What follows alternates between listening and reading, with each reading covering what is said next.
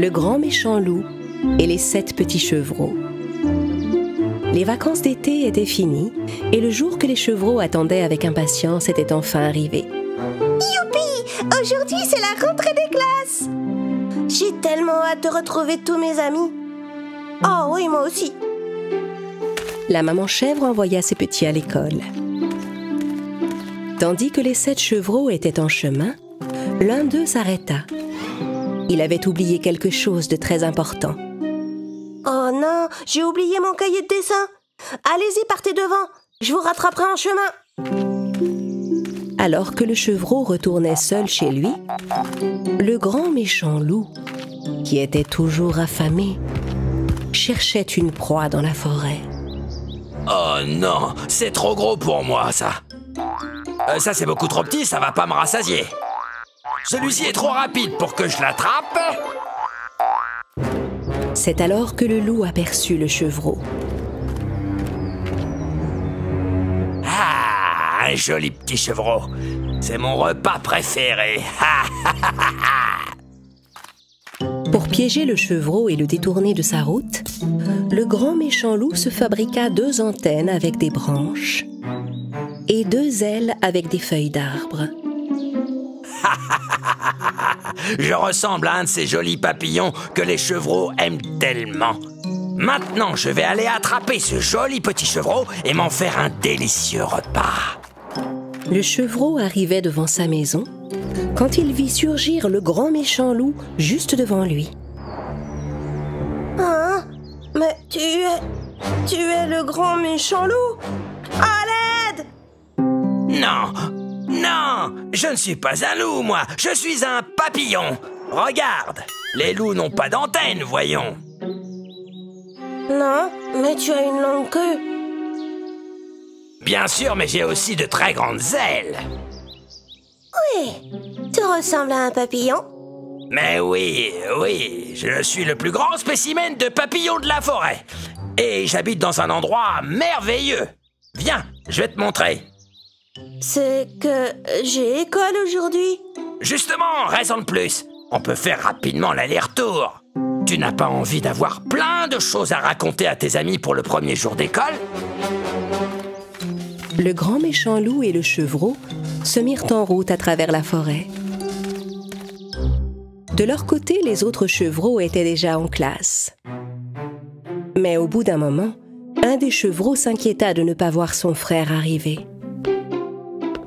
Il alla prévenir la maîtresse et ils partirent tous ensemble à la recherche du chevreau.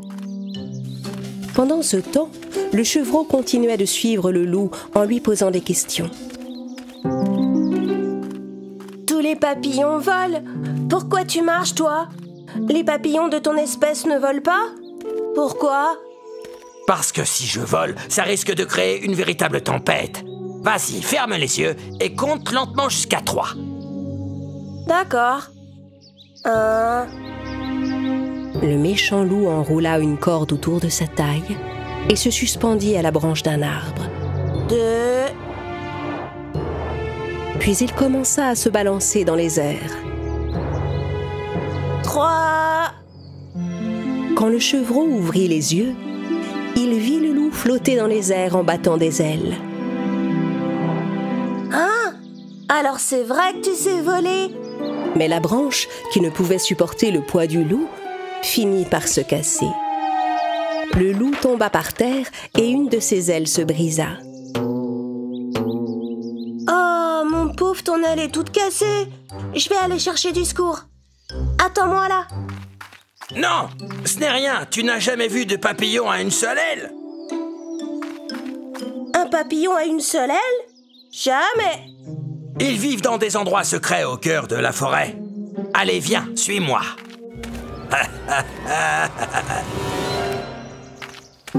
Le loup et le chevreau parcoururent la forêt jusqu'à un endroit plein de grosses feuilles rebondissantes. Le loup monta sur une des feuilles et il sauta dessus comme sur un trampoline pour s'envoler. Le chevreau regardait le loup s'élever dans les airs, fasciné. Le loup s'approcha du chevreau bien décidé à le dévorer. Mais à cet instant, un corbeau vint se poser sur une des fausses antennes du loup. Un corbeau! À l'aide! Non, je déteste les corbeaux! Va-t'en! Va-t'en! Le loup secoua vivement la tête et le corbeau arracha une des antennes et s'enfuit avec. Ah! Le corbeau t'a volé une antenne! Comment tu vas faire maintenant? Tu sais, petit chevreau, il existe des papillons qui n'ont qu'une aile et qu'une antenne. Ne t'inquiète pas. Ah? C'est vrai? Oui, je vais t'emmener dans la grotte où ils habitent. Tu pourras les voir par toi-même. D'accord, pourquoi pas? Ça alors, je suis curieux de voir ça. En plus de ça, tous ceux qui entrent dans cette grotte apprennent à voler. Quoi? Moi aussi, je veux apprendre à voler. Ça doit être trop bien. En cherchant leurs frères partout dans la forêt, les chevreaux trouvèrent des feuilles déchirées et une branche arrachée sur le sol. Regardez, ces feuilles et cette branche ont été arrachées par quelqu'un. Mais qui a pu faire une chose pareille? C'est pas vrai! Quel gâchis! Quand la maîtresse des enfants vit des traces de pas sur le sol, elle reconnut les empreintes du loup et comprit que le chevreau était en danger. Elle élabora un plan pour le sauver. Pendant ce temps, dès que le chevreau fut entré dans la grotte, le méchant loup se débarrassa de son aile et de son antenne.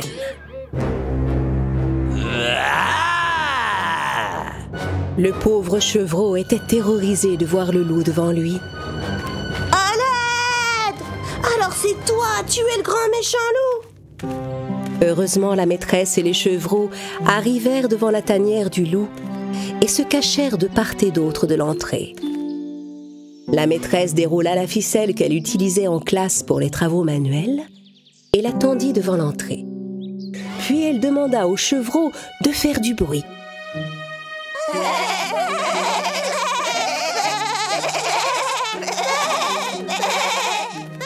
Quand il entendit la voix des chevreaux, le loup ne put résister. Il y a d'autres petits chevreaux par ici. Je vais les attraper aussi et tous les manger. Le loup voulut bondir sur les chevreaux, mais il s'emmêla dans la ficelle qui lui barrait la route. Pris au piège, il tomba et roula jusque dans la forêt. À l'aide! À l'aide! Merci de m'avoir sauvé. Je suis tombée dans le piège du loup parce que je rêvais de voler comme un papillon. Il faut toujours rester soi-même, petit chevreau. Ne te compare jamais à personne d'autre.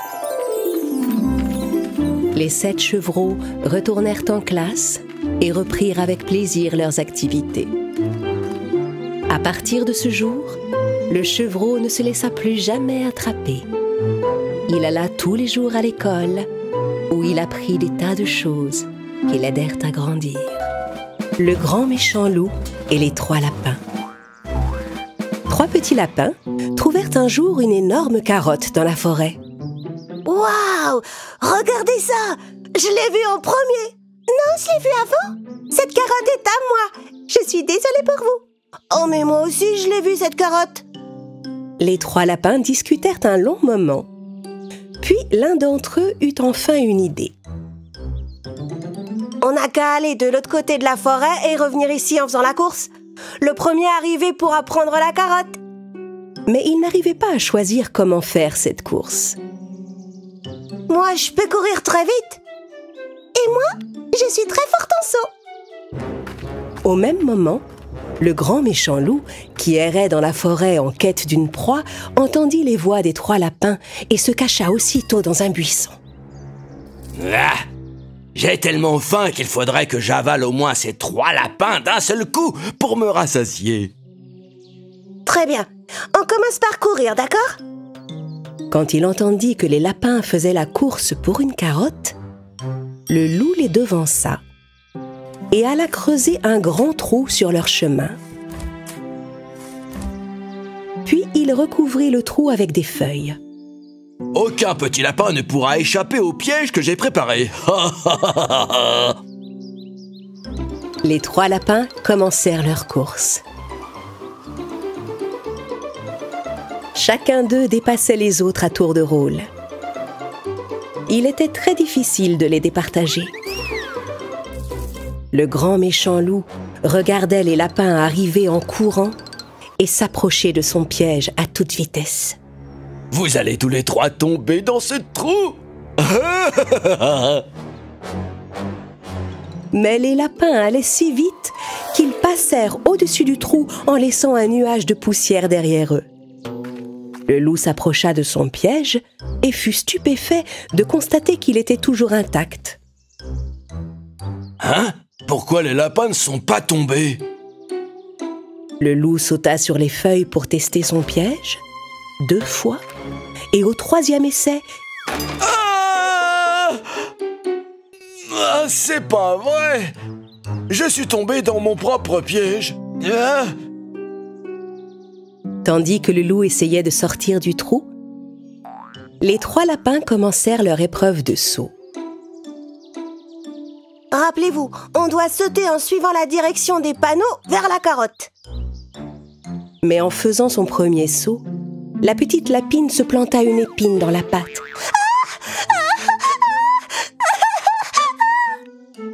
Je ne peux pas sauter avec cette épine dans la patte.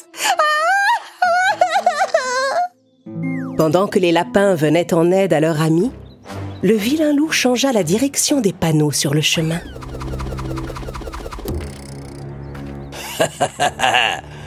Quand vous sauterez dans le marais, je vous attraperai pour vous manger. Mes mignons petits lapins dodus. Le loup alla au marais pour attendre les lapins. De son côté, la petite lapine réussit à se débarrasser de son épine et les lapins commencèrent leur course de saut. Ils avançaient, sautant de plus en plus loin en suivant les panneaux.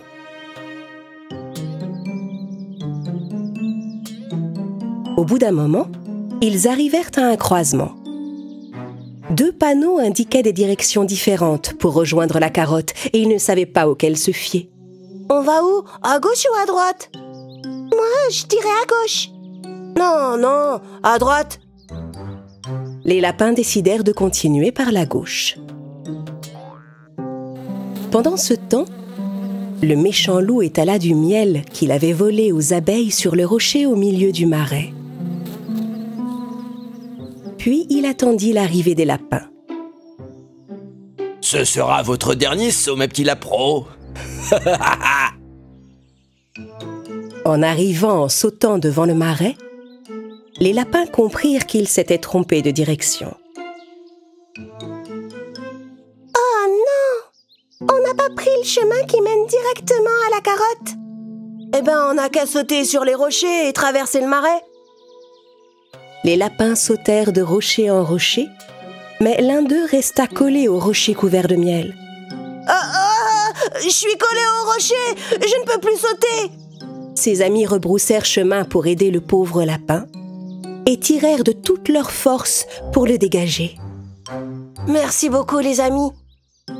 Les 3 lapins reprirent leur course.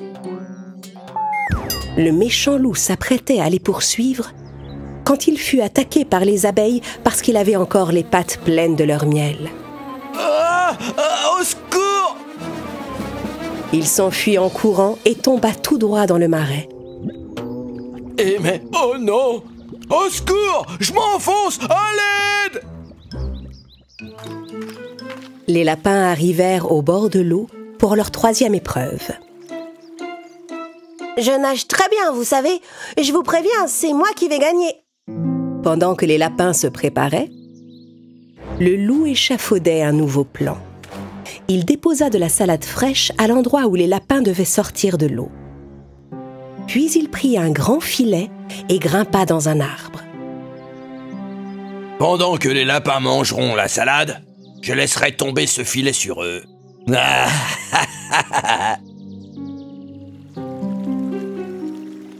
Les lapins commencèrent leur course de natation. Dès que l'un prenait l'avantage, un autre le dépassait aussitôt. Finalement, les trois amis atteignirent l'autre rive en même temps. Ils virent les belles feuilles de salade posées devant eux et commencèrent à manger avec gourmandise.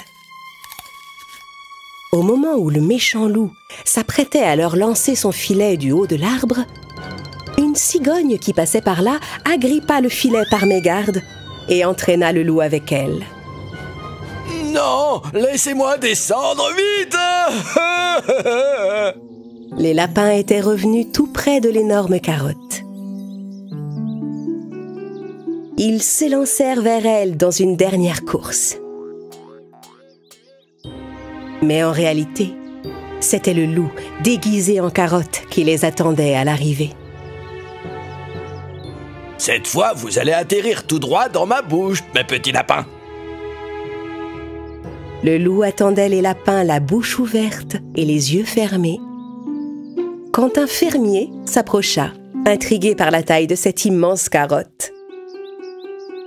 Waouh! Cette carotte est énorme! C'est incroyable!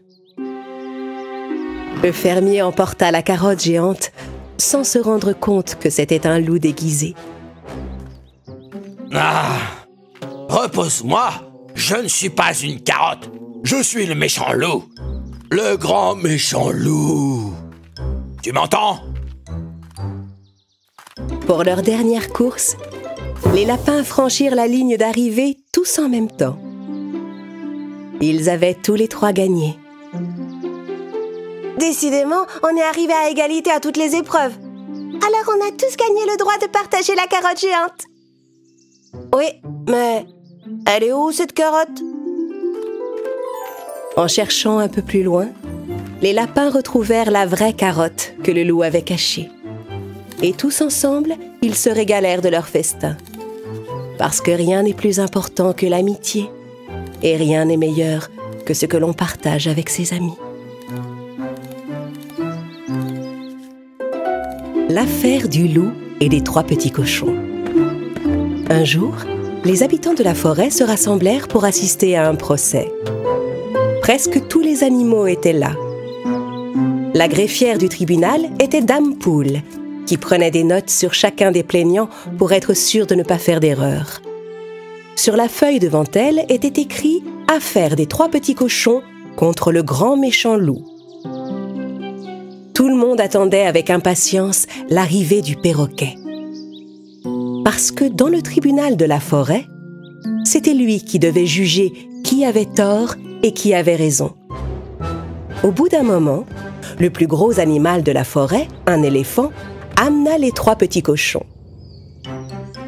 Snouf, Snaf et Sniff sautèrent du dos de l'éléphant et s'installèrent à leur place. Un autre éléphant amena le grand méchant loup sur son dos. Les animaux de l'assistance étaient effrayés de voir le loup. Enfin, le juge perroquet arriva à son tour pour présider la cour. Il se posa sur une souche au-dessus de tout le monde. Tous les animaux le saluèrent avec un grand respect. Bonjour, mes chers amis. Vous pouvez vous installer.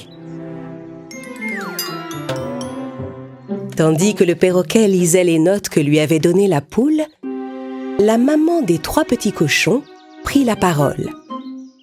« Monsieur le juge, Monsieur le juge, le loup, ici présent, a voulu manger mes chers enfants. Ne parlez pas sans autorisation. Dès que quelqu'un parlait sans permission, le perroquet répétait tout ce qu'il disait. La seule chose qui pouvait l'arrêter était de boire de l'eau. Silence, je vous prie. Bien. Pour commencer, je vais écouter la plainte des trois petits cochons. Bonjour, monsieur le juge. Je m'appelle Sniff. Je suis le plus jeune de la famille. Je vivais dans une maison de paille que j'avais fabriquée. J'en étais très fière. Mais un jour, le grand méchant loup a soufflé ma maison et il a essayé de me manger. Non. Ah. Objection. Monsieur le juge. Ne parlez que quand vous y avez été autorisé. Aussitôt, l'éléphant donna de l'eau à boire au perroquet et le procès put reprendre son cours. Continuons d'écouter les 3 petits cochons.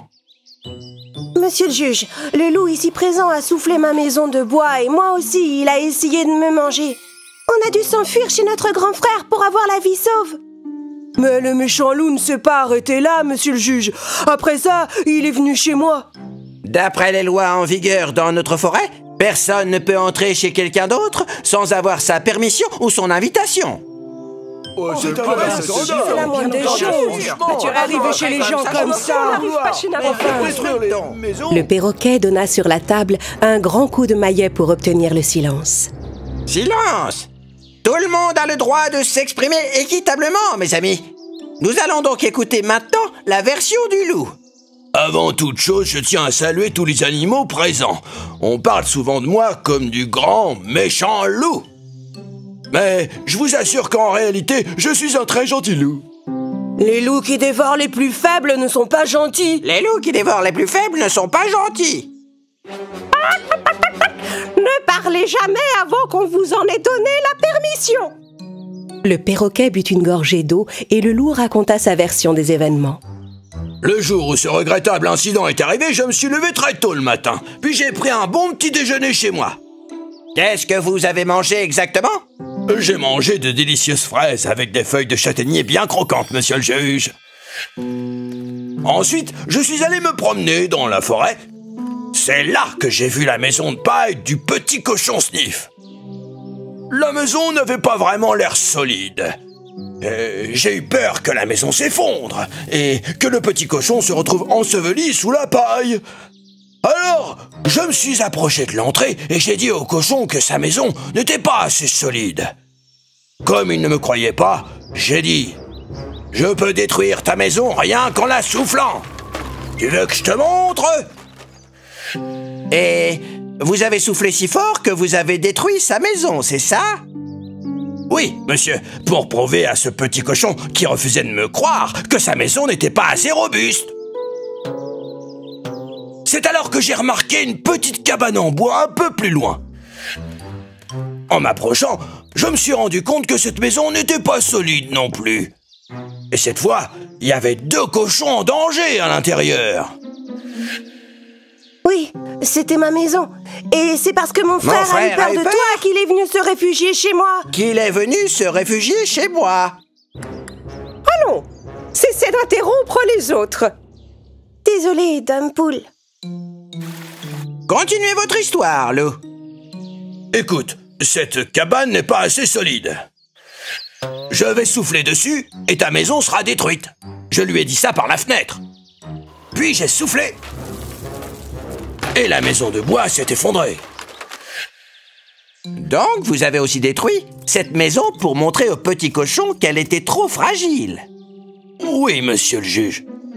Les cochons pensent que vous avez détruit leur maison pour les manger. Oui, monsieur le juge, ils voulaient nous manger. Le perroquet voulait réfléchir un moment à ce qu'avaient dit les petits cochons et à ce qu'avait dit le loup. Pour cela, il s'envola dans le ciel et alla se poser sur un nuage. C'est là qu'il réfléchissait le mieux. Pendant ce temps, les animaux échangeaient leurs impressions sur qui avait tort et qui avait raison. Je pense que les petits cochons ont dit la vérité. Je n'ai encore jamais vu le loup rendre service ou se montrer gentil. Moi je crois que c'est le loup qui dit la vérité. Pourquoi il aurait voulu les manger s'il avait déjeuné, hein? Oui, c'est vrai ça. Il ne devait pas avoir faim. Finalement, le perroquet prit sa décision et redescendit de son lieu de réflexion. Il revint se poser sur sa souche.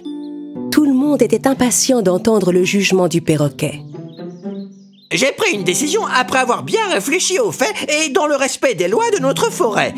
Dame Poule, écrivez, je vous prie. Depuis que nous le connaissons, nous n'avons jamais vu le loup faire le bien.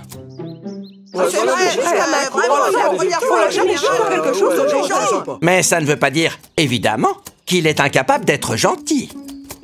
Oui, peut-être, mais c'est juste que ça n'inspire pas vraiment confiance. Alors, j'ai repensé aux faits. Et les faits c'est que les châtaigniers et les fraises ne poussent pas dans notre forêt. Mais oui, c'est bien vrai. Je n'ai jamais vu ni fraises ni châtaigniers par ici, ça c'est sûr.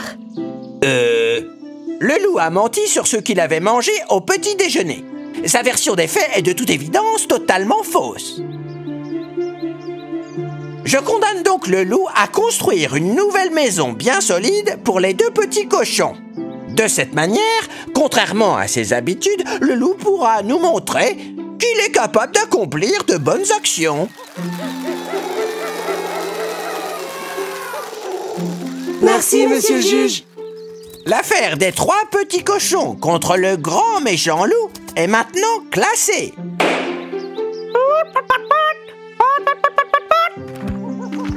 Par ses mensonges, le loup avait démontré qu'il s'était mal comporté. À partir de ce jour, tous les animaux vécurent en paix, en respectant les règles de la forêt.